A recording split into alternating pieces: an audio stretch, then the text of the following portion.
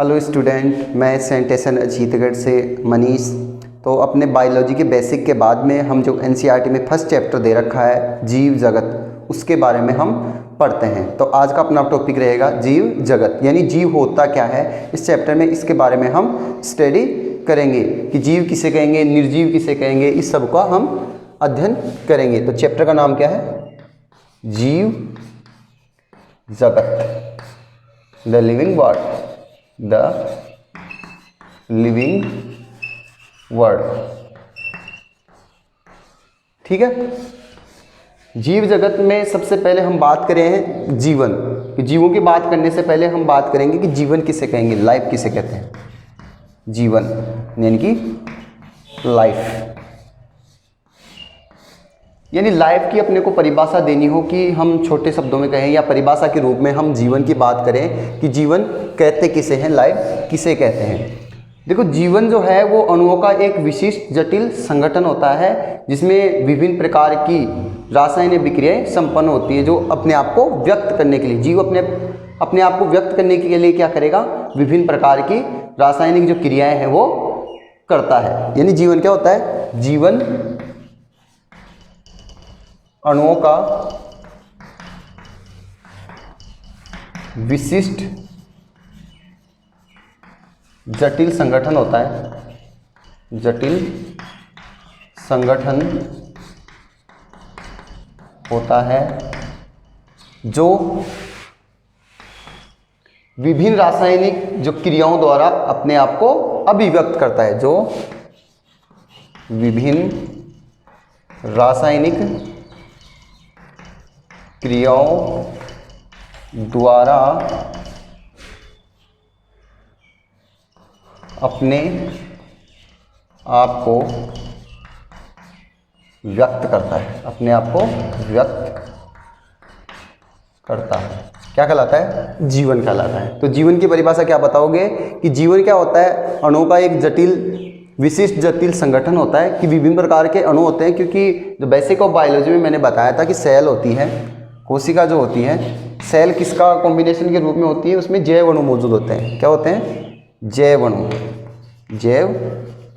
अणु मौजूद होते हैं। और ये जैव अणु क्या करते हैं कि इस कोशिका के निर्माण के लिए मूलभूत जो तत्व हैं वो करेंगे।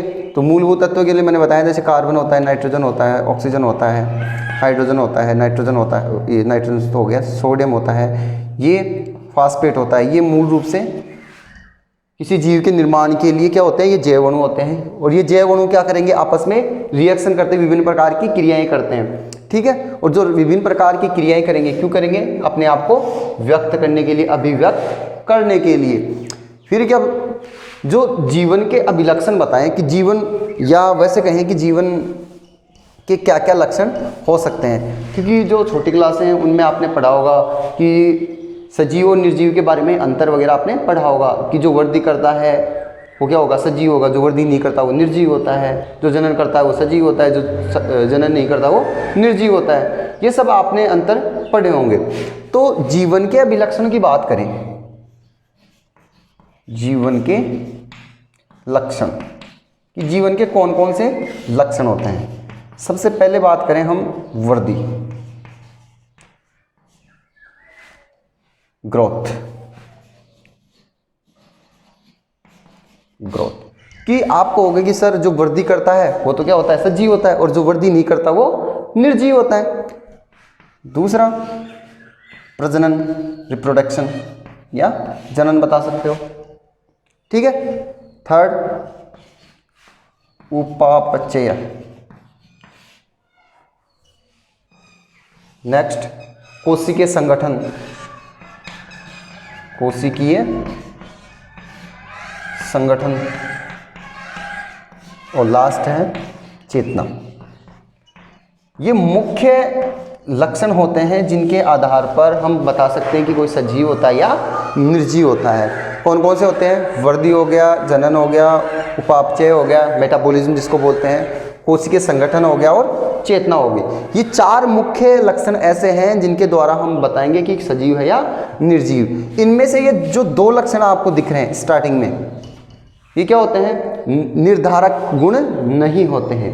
ये दोनों वृद्धि और प्रजनन ये क्या होते हैं, निर्धारक गुण नहीं होते हैं, निर्धारक गुण नहीं होते हैं। दो कौन कौन से, वृद्धि और जनन। क्यों नहीं होते? निर्धारक गुण क्या होते हैं कि निर्धारक गुण वो होते हैं जिनके किसी एक के आधार पर, किसी एक लक्षण के आधार पर ही हम क्या बताएं कि ये सजीव है या निर्जीव है, किसी एक लक्षण के आधार पर। क्योंकि यहाँ पर इनका क्या होता है, वृद्धि और प्रजनन का जो जनन है, रिप्रोडक्शन और ग्रोथ है, इन दोनों का तो क्या पाया जाता है, अपवाद पाया जाता है। या कह सकते हैं हम जिस लक्षण का कोई अपवाद नहीं होता वो क्या होता है, निर्धारक गुण होते हैं, निर्धारक गुण होते हैं। निर्धारक गुण समझ गए? या आप बोल सकते हैं इनके अपवाद होते हैं, या किसी एक नियम के, किसी एक लक्षण के द्वारा हम उसको सजीव या निर्जीव है इसके बारे में नहीं बता सकते।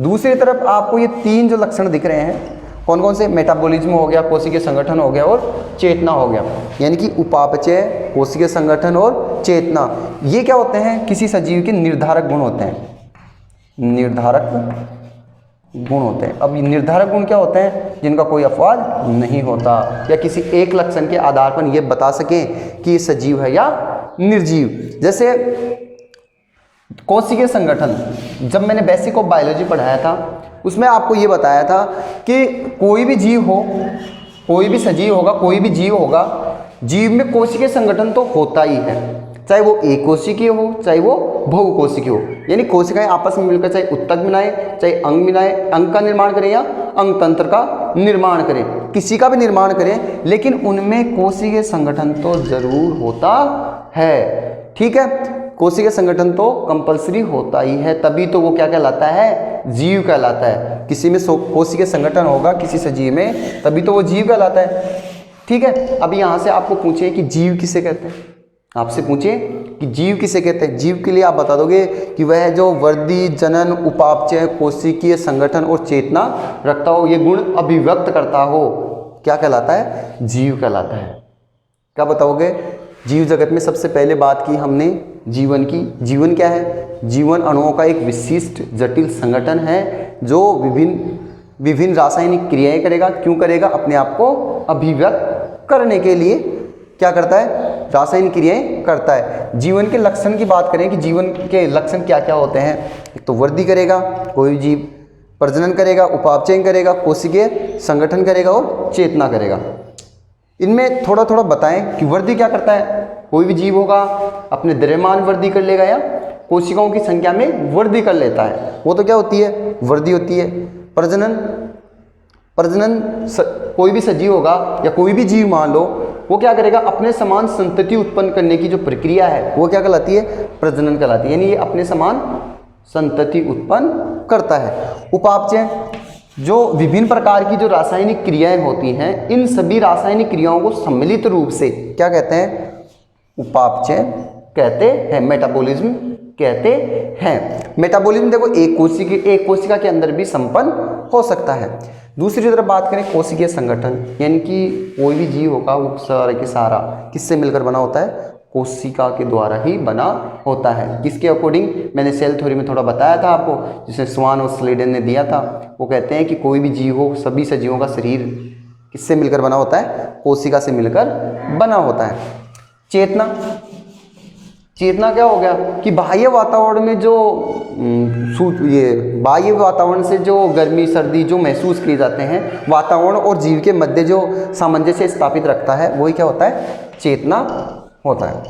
अब इन जो लक्षण हैं, जीवन के जो लक्षण हैं, इनको 1 बाय 1 क्या करेंगे, हम यहाँ पर स्टडी करेंगे। सबसे पहले हम पढ़ेंगे किसके बारे में, वृद्धि के बारे में। तो ध्यान रखना, ये बात जरूर ध्यान रखें कि वृद्धि और प्रजनन है वो क्या होते हैं, निर्धारक गुण नहीं होते, क्योंकि इनके द्वारा हम क्या नहीं बता सकते कि सजीव है या निर्जीव, फिक्स नहीं बता सकते, क्योंकि इनका क्या होते हैं, अपवाद होते हैं। हम पढ़ेंगे उसमें आपको बताऊंगा। और उपापचयन और कोशिकीय संगठन और चेतना ये क्या होते हैं, निर्धारक गुण होते हैं। किसी एक गुण के द्वारा ही हम क्या बता देंगे, सजीव है या निर्जीव है बता देंगे। तो अब हम पढ़ेंगे वृद्धि के बारे में।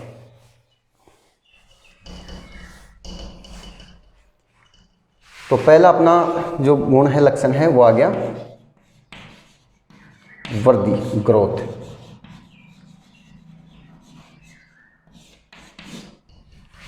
वर्दी देखो कोई भी जीव होगा, क्योंकि सजीवों के गुण ही हैं ये, जो अपने आप को रिप्रेजेंट कर रहे थे वो सजीव थे, और जो अपने आप को ये गुण प्रेजेंट नहीं करते हैं वो क्या होते हैं, निर्जीव थे। यहां पर वृद्धि की बात करें तो जीव क्या करेगा, या तो अपने द्रव्यमान में वृद्धि कर लेगा, द्रव्यमान मतलब भार में, या कोशिकाओं की संख्या को बढ़ा देगा, वह सेल नंबर ऑफ सेल क्या होंगे, इंक्रीज होंगे, कोशिकाओं की संख्या क्या होगी, बढ़ेगी। ठीक है, वृद्धि जब होती है किसी भी जीव में, किसी भी सजीव में, तो द्रव्यमान बढ़ जाता है या भार बढ़ जाता है, और क्या होता है, कोशिकाओं की संख्या भी बढ़ जाती है। जैसे एक जीव होता है छोटा, वो छोटा होने के बाद में जैसे न्यूबॉर्न बेबी होता है वो छोटा ही होता है, फिर जैसे जैसे कोशिकाएं उनकी क्या करती हैं, विभाजित करती हैं, तो लगातार उसकी क्या होती है, कोशिकाओं की संख्या बढ़ती जाएगी, उसके भार में भी वृद्धि होती है। जैसे मैं हूँ अभी इस टाइम हूँ, तो मेरे में भार में क्या हो सकती है, वृद्धि भी हो सकती है और कमी भी हो सकती है, मैं मोटा भी हो सकता हूँ और पतला भी हो सकता हूँ। तो ये क्या है, द्रव्यमान में वृद्धि। और कोशिकाओं की संख्या, अगर कोशिकाओं की संख्या बढ़ती है तो क्या होती है, वृद्धि होगी, भार में भी हो सकती है और कोशिकाओं की संख्या में भी हो सकती है। जो वृद्धि है वो वृद्धि आप दो प्रकार की बता सकते हो, एक तो आंतरिक और एक बाह्य। कितनी बता सकते हो, दो बता सकते हो, एक तो आंतरिक वृद्धि और एक बता सकते हो आप बाह्य वृद्धि।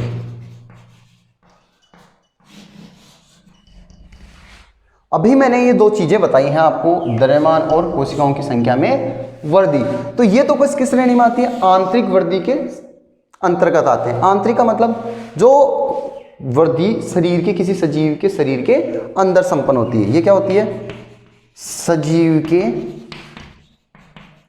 शरीर के अंदर होती है। और ये बाह्य क्या होगी, बाहर और संपन्न होगी। ठीक है, जैसे मैंने बताया कि द्रव्यमान में बढ़ना और कोशिकाओं की संख्या बढ़ना। कोशिका की संख्या अगर बढ़ती है किसी सजीव में तो क्या होती है कि वो ग्रोथ करेगा। ग्रोथ का मतलब या तो मोटा भी हो सकता है, भार में वृद्धि हो सकती है, या लंबाई बढ़ सकती है, लेकिन वृद्धि तो हो रही है। तो ये क्या होगी, सजीवों के शरीर के अंदर संपन्न होगी, शरीर के अंदर संपन्न होती है और ये बाहर संपन्न होती है। जो सजीव होते हैं ये मुख्य रूप से सजीवों का लक्षण होता है, मुख्यतः सजीव ये आंतरिक वृद्धि है। जो सजीव है वो ये आंतरिक वृद्धि प्रदर्शित करते हैं। कि ये कौन सी आंतरिक वृद्धि कौन प्रदर्शित करते हैं, सजीवों द्वारा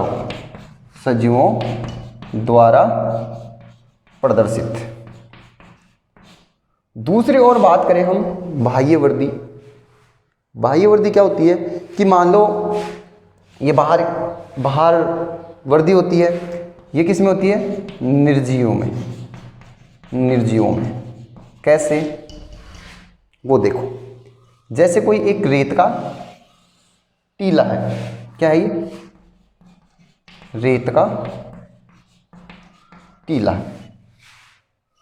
अब धीरे धीरे क्या चलेगी, वायु चल रही है। ठीक है, राजस्थान में जो टीले होते हैं रेगिस्तान में, या रेगिस्तान में बोल सकते हो, राजस्थान की कोई जरूरी नहीं है, जो जहाँ पर भी रेगिस्तानी है एरिया है वहाँ पर क्या होंगे, टीले होते हैं। और जैसे ही वायु चलती है तो वायु चलने के बाद में इसके ऊपर क्या बढ़ जाती है, एक लेयर और बढ़ जाती है। फिर वायु बढ़ेगी तो और लेयर बढ़ जाएगी। यानी धीरे धीरे देखो कि इसमें क्या हो रही है, वृद्धि हो रही है। यानी आप ये कह सकते हो कि हम वृद्धि वाले गुण के अकॉर्डिंग यही नहीं बता सकते कि ये सजीव है या निर्जीव, क्योंकि सजीव भी क्या कर रहे हैं, वृद्धि कर रहे हैं। जैसे मैंने बताया रेत का टीला हो गया, या मान लो आप बर्फ का पहाड़ मान लो, ये क्या आ गया, बर्फ का पर्वत या पहाड़। बर्फ के पर्वत में बात करें कि बर्फ का पर्वत है, अब इसमें हिमपात होगा, बर्फ गिरेगी तो धीरे धीरे क्या होगी, ये क्या होता है, इसका आकार बढ़ जाएगा। अब ये वृद्धि तो कर रहा है अपनी साइज में, मैंने बताया बाहर में वृद्धि कर रहा है, कोशिकाओं में वृद्धि करता है, तो बाहर में वृद्धि हो रही है। तो ये भी क्या है, एक प्रकार की वृद्धि ही है, ये भी क्या है, एक प्रकार की वृद्धि है। इसलिए मैंने कहा था कि वृद्धि जो गुण है वो निर्धारक गुण नहीं होता, क्योंकि इसके क्या होते हैं अपवाद। अपवाद समझ में आ गया, क्योंकि वर्दी कौन प्रदर्शित करते हैं, निर्जीव प्रदर्शित करते हैं। कैसे करते हैं सर, जैसे मान लो रेत का टीला था, वायु चलेगी तो इसके ऊपर एक परत जम जाएगी, दो कि ये क्या हो रही है, बाहर वर्दी हो रही है। आंतरिक अंदर की तरफ तो हो नहीं रही, क्योंकि आंतरिक में तो क्या होगी, या तो कोशिकाओं की संख्या बढ़ेगी, कोशिकाओं की संख्या बढ़ती है, ठीक है। और आपने जो वर्दी है, वर्दी दो थी, आंतरिक वर्दी और बाह्य वर्दी, इसके बारे में जाना।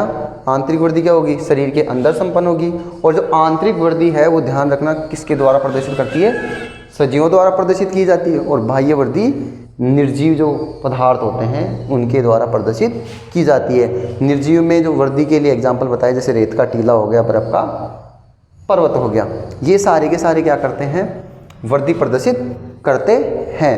वैसे वर्दी को दो तरीके से और बताया जा सकता है आपको, एक तो होती है सीमित वर्दी और एक होती है असीमित वर्दी, ग्रोथ। एक तो क्या होती है सीमित वर्दी और एक होती है असीमित वर्दी। नाम से पता चल रहा होगा आपको, या इसको बोल देते हैं निश्चित वर्दी और इसको बोल देंगे अनिश्चित वर्दी। तो सीमित वर्दी क्या होती है, सीमित का मतलब जिसकी सीमाएं होती है। सीमा कैसे, कोई जीव अगर वर्दी कर रहा है तो वह अपने जीवन काल के एक निश्चित समय तक ही क्या करता है, वर्दी करता है। निश्चित आयु तक क्या करेगा ये, वर्दी। और जो सीमित वर्दी है वो अधिकतर कौन प्रदर्शित करते हैं, जानवर प्रदर्शित करते हैं, जंतु प्रदर्शित करते हैं, या कह सकते हो मानव प्रदर्शित करता है, क्योंकि मानव भी किस में श्रेणी में आता है, जंतुओं की श्रेणी में आता है।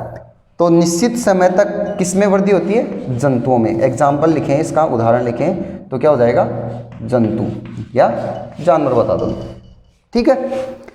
असीमित वृद्धि, असीमित का मतलब कि जो किसी भी आयु में क्या होती है, जिसकी लगातार वृद्धि होती रहती है, जिसको वृद्धि रुकती नहीं है।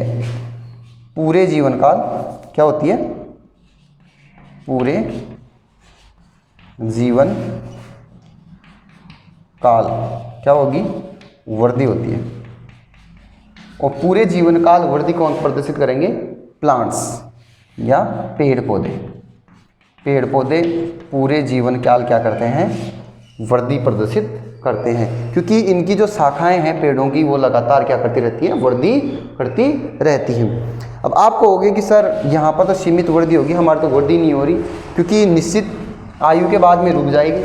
लेकिन आप ये ध्यान रखना कि कोशिकाओं की संख्या बढ़ेगी। कोशिकाओं की संख्या कैसे, कि विभाजन होगा, विभाजन के दौरान क्या बनेगी, नई सेल बनेगी, नई कोशिकाएं बनती हैं, और नई कोशिकाएं जो पुरानी कोशिकाएं हैं उनका स्थान ले लेती हैं, क्योंकि नई कोशिकाएं तो बनी रही, नई कोशिका तो बन रही है, मतलब वृद्धि तो हो रही है। लेकिन यहाँ पर क्या कौन सी वृद्धि हो रही है कि पुरानी कोशिकाएं हैं, पुरानी कोशिकाओं की जगह क्या ले रही है, नई कोशिकाएं अपना स्थान ले रही है। दूसरी ओर कहें जैसे जानवर हैं, उसके नैंस हैं, नैंस क्या होते हैं, कंटिन्यू ग्रोथ करते रहते हैं, वृद्धि करते रहते हैं। हेयर है, बाल है, ये दोनों क्या करते रहेंगे, लगातार अपने पूरे जीवन काल, जब जन्म लिया है तब से लेकर मृत्यु तक क्या करते रहेंगे, वृद्धि करते रहते हैं। किस कारण कर रहे हैं कि ये क्या कर रही है, कोशिका विभाजन कर रही है, विभाजन करने के बाद क्या बढ़ रही है, कोशिकाओं की संख्या बढ़ रही है। तो इस प्रकार आपने वृद्धि के बारे में जाना, क्या जाना कि वृद्धि क्या होती है, उसमें द्रव्यमान या कोशिकाओं की संख्या बढ़ जाएगी। वृद्धि को हमने दो प्रकार से विभाजित किया, आंतरिक वृद्धि और बाह्य वृद्धि। आंतरिक वृद्धि शरीर के अंदर होती है, बाह्य वृद्धि बाहर संपन्न होती है। जो आंतरिक वृद्धि होती है वो सजीवों के द्वारा प्रदर्शित की जाएगी और बाह्य वृद्धि निर्जीवों के द्वारा। तो यहाँ पर आपको अगर कहा जाए कि वृद्धि के आधार पर सजीव और निर्जीव में अंतर बताइए, तो वृद्धि के आधार पर अगर सजीव और निर्जीव में आप अंतर बताओगे तो आप कहोगे कि जो सजीव हैं वो आंतरिक वृद्धि प्रदर्शित करते हैं, मतलब शरीर के अंदर इनमें क्या होती है, वृद्धि होती है। और कहोगे कि निर्जीव है वो बाह्य वृद्धि प्रदर्शित करते हैं, यानी बाहर बढ़ती है। जैसे रेत के टीले में रेत आके जम जाती है, या बर्फ़ के पहाड़ पर बर्फ़ आकर जम जाती है, जिससे उसके बाहर में वृद्धि हो रही है। वृद्धि वैसे सीमित वृद्धि भी होती है और असीमित वृद्धि होती है। सीमित वृद्धि निश्चित आयु तक क्या होती है, वृद्धि होती है, बाद में क्या हो जाती है, रुक जाती है।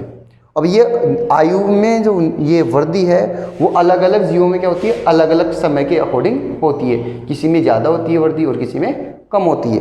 ठीक है, जैसे मेरी आयु फिक्स हो गई, उसके बाद में अब मेरी इसके बाद में ये हाइट ज़्यादा नहीं बढ़ेगी, मैं वृद्धि नहीं करूँगा, लेकिन मेरे बाहर में तो क्या होती है, वृद्धि हो सकती है, कमी भी हो सकती है। ठीक है, जो सीमित वृद्धि है वो जंतु प्रदर्शित करेंगे और असीमित वृद्धि है वो क्या करेंगे, पेड़ पौधे प्रदर्शित करेंगे। तो एक बार इसको नोट करो, फिर आगे हम पढ़ते हैं इसको।